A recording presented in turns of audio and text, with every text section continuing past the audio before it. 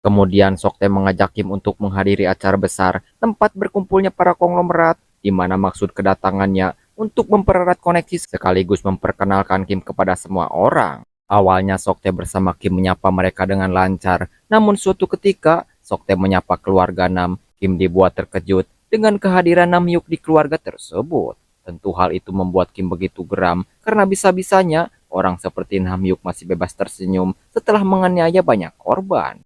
김 대표님, 여기 우리 아들. 손 좀 잡아보자. 반갑습니다.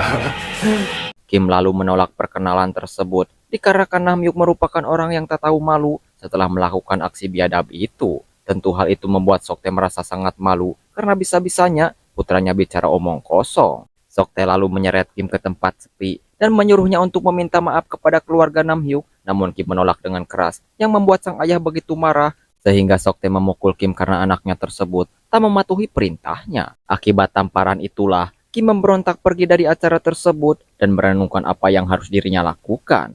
Setelah berpikir cukup keras, akhirnya Kim bergegas pergi menemui Yoongi untuk menyetujui perkataan Yoongi sebelumnya. 배경아,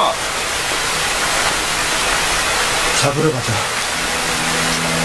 Sementara keesokan harinya, kita diperlihatkan Namhyuk sedang mencari target pembuliannya yang sedang bersembunyi. Dan setelah menemukan orang yang dimaksud, Namhyuk langsung saja menyerang si korban, kita panggil saja Asep. Bosan terus-terusan dibully, dipukul, dipalak, si Asep pun berencana meniskon umurnya sendiri. Namun ia teringat ceramah dari para ustadz, jika seseorang melakukan bundir, maka dirinya tak akan diterima. Si Asep yang takut akan hal itu, langsung mengurungkan niatnya. Akan tetapi Namhyuk in the Gang datang menemuinya, dan alhasil si Asep kembali dipukuli. 정원아, 팔 부러진다.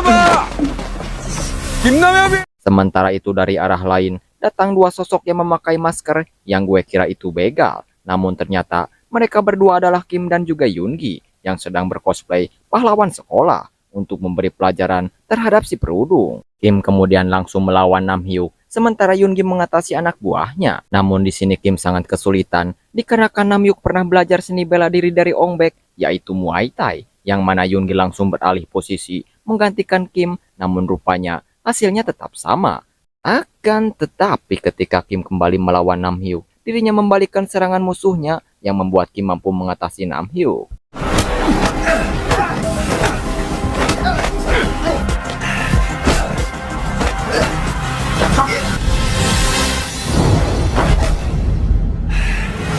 Setelah itu mereka berdua menyuruh Namhyuk untuk meminta maaf kepada si Asep yang telah dibulinya sembari merekamnya. Namun si Asep yang tak bisa memaafkannya cuma bisa diam, dan Yoongi yang menyadari akan hal itu kemudian menjelaskan jika untuk membuat hatinya bisa tenang yaitu membalas perlakuan Namhyuk kepadanya. Benar saja si Asep yang mempunyai kesempatan untuk melawan alias memukul Namhyuk langsung mengambil ancang-ancang.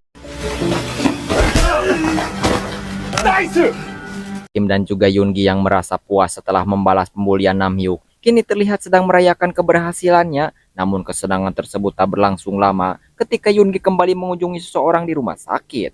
Di sini terungkaplah sosok yang sedang berbaring tak sadarkan diri sekian lama tersebut merupakan adiknya yang bernama Gi-yoon. Rupa-rupanya tujuan awal Yoongi menjadi teman Kim hanya untuk membalaskan dendamnya dikarenakan Kim mempunyai potensi dalam pergelutan. Dan sekarang satu orang yang telah membuat Yoongi koma sudah dirinya kalahkan. Kini tinggal tersisa dua beranda lagi. 김남엽 목소리 기억하지?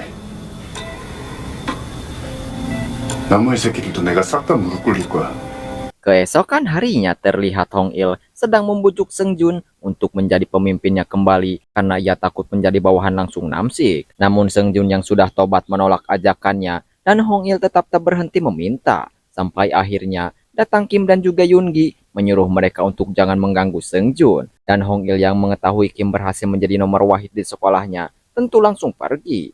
Akan tetapi alih-alih berterima kasih kepada Kim, Seung Jun malah bersikap ketus yang mengatakan jika Kim sekarang tak jauh beda dengan Namsik yang kemudian meninggalkan mereka berdua. 세다는 걸 알고부터 유치해지는 거지.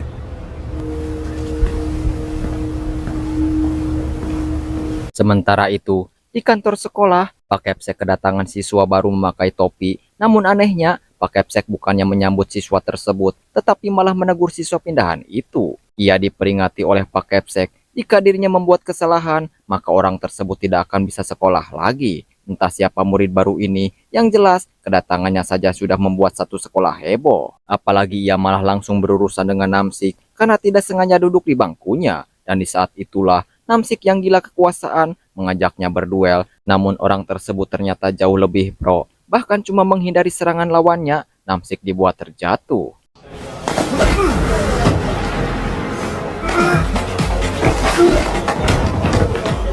Dan dengan adanya murid pindahan baru yang sangat kuat, Namsik yang dipermalukan pun lantas mencoba mengadu domba antara Kim dan siswa tersebut, yang mana Namsik mengutus Hong Il untuk mengatakan jika murid baru itu menantang Kim berduel karena dirinya orang terkuat di sekolah saat ini. Tentu Kim yang sudah terpancing pun langsung bergegas menemuinya untuk menantangnya berduel. Namun sesampainya di atap sekolah, si murid baru ini terang-terangan mengatakan jika dirinya tidak ingin berkelahi dengan siapapun. Sampai-sampai Yoongi sempat terkejut dengan sosok siswa familiar itu dan merinding ketakutan, menyarankan Kim untuk tidak melawannya, apalagi dia tidak berkeinginan untuk bertarung. 흔들지 마라.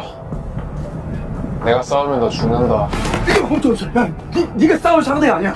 내 말 들으라고, 야. Ternyata siswa pindahan tersebut bernama Lee Jae yang bersekolah di sekolah khusus para berandal, di mana di sekolah itu mereka dipaksa untuk bertarung setiap harinya sampai ada di antara mereka menjadi yang terkuat hingga yang tak terkalahkan. Dan imbalan bagi pemenang alias yang terkuat, mereka dibebaskan dari sekolah tersebut untuk pindah ke sekolah lainnya dan menjalani hidup sebagai siswa normal pada umumnya. Yang mana dengan adanya Lee Jae datang ke sekolahnya, maka sudah dipastikan dirinya adalah orang yang terkuat dari para seluruh berandal. 옛날에 깡패들 잡아들여다가 개처럼 굴린데 그거랑 똑같아.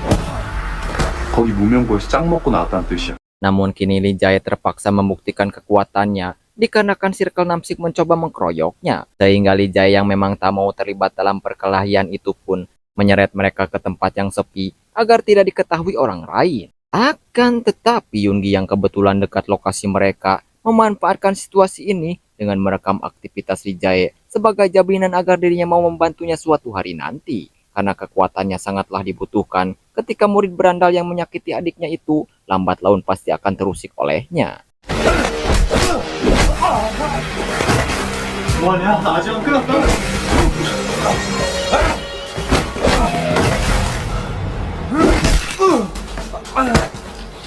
Sementara itu, di malam harinya, ketika sampai di rumah, lagi-lagi Kim dimarahi oleh Soktae dikarenakan anaknya belakangan ini sering membolos ujian les, bahkan sampai memukul Kim. Tidak tahan melihat sang anak terus-terusan dikekang dan dipukul, Dabin membela Kim menjelaskan jika cara Soktae mendidik Kim seperti ini, maka akan membuatnya menjadi depresi atau salah jalan. Benar saja, Kim lagi-lagi kembali menjalankan misinya untuk memberantas para pembuli, di mana Kim yang kesal dengan perlakuan sang ayah kepadanya membuat Kim kembali menjadi psikopat yang tak henti-henti memukulinya meskipun si pembuli sudah meminta ampun. Beruntung aksi gila Kim mampu disadarkan oleh Yoongi, dan jika tidak, maka si pembuli bisa saja mati karenanya.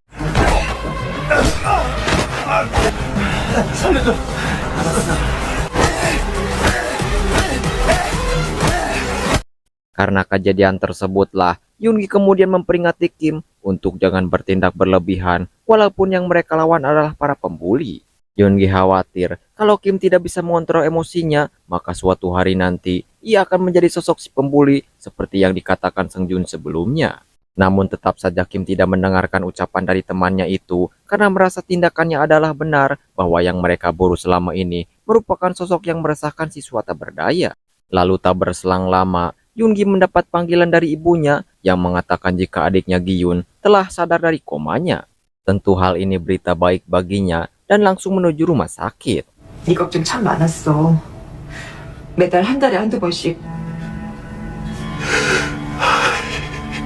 Namun kebalikan dari Yoongi, Kim kembali dimarahi si koplok Soktae, bahkan kemarahan ayahnya itu sudah mencapai puncaknya dan berencana menyita pemutar musik miliknya. Karena dengan adanya benda tersebut, Soktae mengira bahwa Kim selalu tidak mengikuti les, dirinya masih belum bisa melupakan kepergian kakaknya seperti sosok sang ibu. Namun kali ini Kim berani melawan ayahnya dengan mengatakan Soktae tidak berhak mengambil barang itu karena sang ayah telah membuat segem kakaknya meninggal.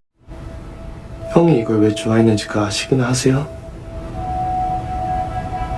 뭐? Di malam berikutnya, pahlawan sekolah alias Kim dan juga Yoongi kembali menjalankan misinya, dan kali ini Yoongi menargetkan si pembuli kedua yang telah membuat Gi-Yoon terluka. Kemudian mereka langsung menuju base camp para berandal tersebut untuk menuntaskannya, di mana awalnya Kim dan juga Yoongi seperti biasa berhasil mendominasi pertarungan. Akan tetapi kali ini berbeda dengan lawan sebelumnya, karena para berandal itu tak hanya banyak, tetapi juga kuat. Dan alhasil, mereka berdua berhasil ditangkap.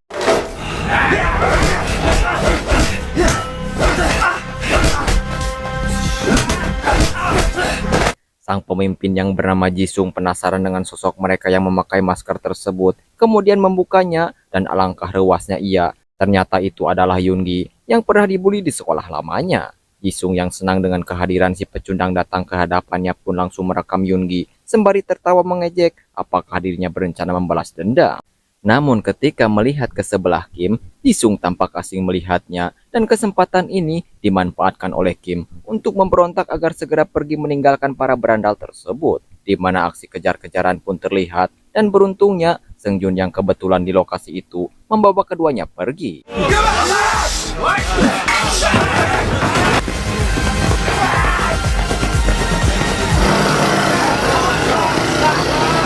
Karena tidak ingin pulang dengan wajah babak belur, Kim meminta tolong kepada Seungjun agar ia diizinkan untuk menginap di tempatnya malam ini. Walaupun Seungjun awalnya adalah musuhnya, namun karena sudah tobrut, dia mengizinkan Kim untuk tinggal di tempat tersebut. Di sana mereka berdua kini terlihat sangat akrab, bisa bercanda tertawa bersama. Bahkan Kim sangat terkejut dengan banyak medali emas yang diperoleh Seungjun saat menjadi atlet tinju.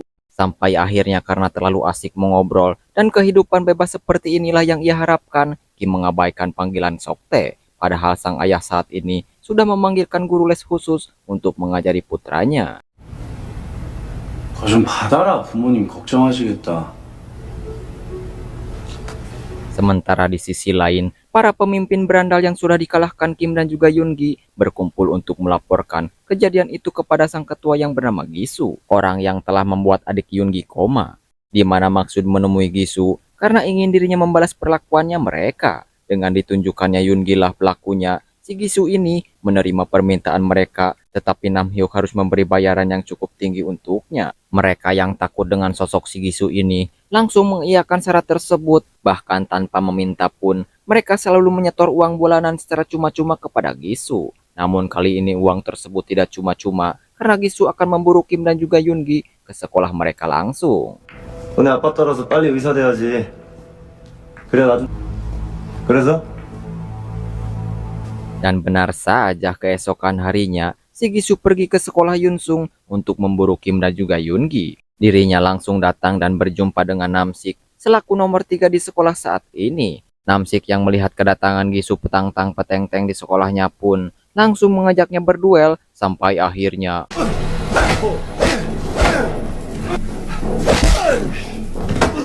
약 물어, 어?